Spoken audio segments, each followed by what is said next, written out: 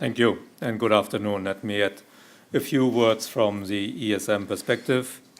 First, on Greece, nearly 4 months have passed since we started the ESM program.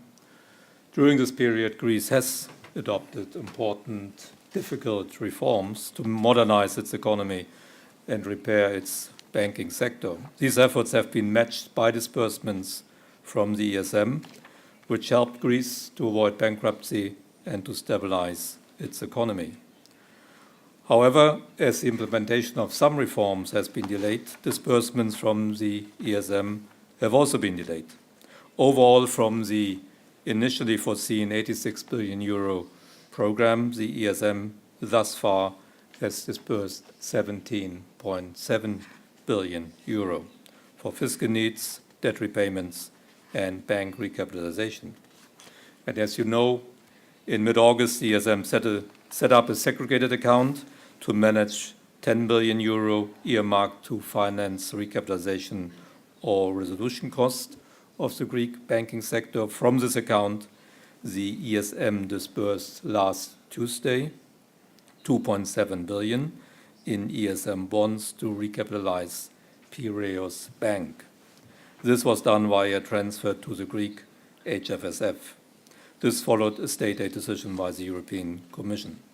There's another pending request for state aid, you heard about that, in the context of the ongoing recapitalization of Greek banks, this time for the National Bank of Greece.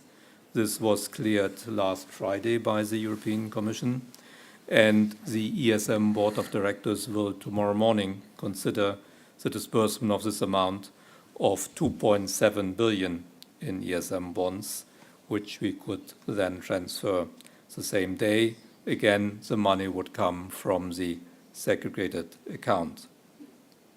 While some funds still remain available in this segregated account, we know already that a large share of the initially earmarked 25 billion euro set aside to recapitalize banks will not be needed. The Commissioner talked about that. On Ireland, the ESM took part in the fourth post-program surveillance mission in the context of our early warning system, as usual. The purpose is to identify repayment risks, if there are any. Our conclusion is that given Ireland's comfortable financial position, a large cash buffer, high growth, strong growth, and the positive view of rating agencies, all of them are upgrading Ireland. We could not identify any risks as expected, so that's a very positive result on Ireland. A final word on the financial operations of the ESM. As this is the last Eurogroup press conference this year, let me say a few words on our funding activities. As you know, we go to the markets regularly to raise the funds needed for disbursements to program countries. The third program for Greece meant that the ESM's funding needs increased significantly. Given these larger funding needs, we did a series of longer-dated deals the last few months. Bonds with maturities of 10, 21, 30, and even 40 years were issued.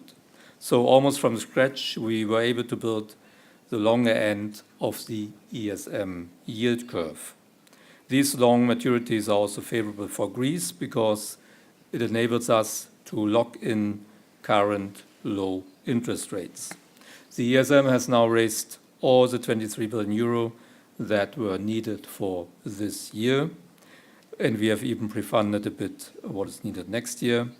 In 2016, the ESM is expected to issue 29 billion euro in bonds and the EFSF 14 billion euro. Thank you.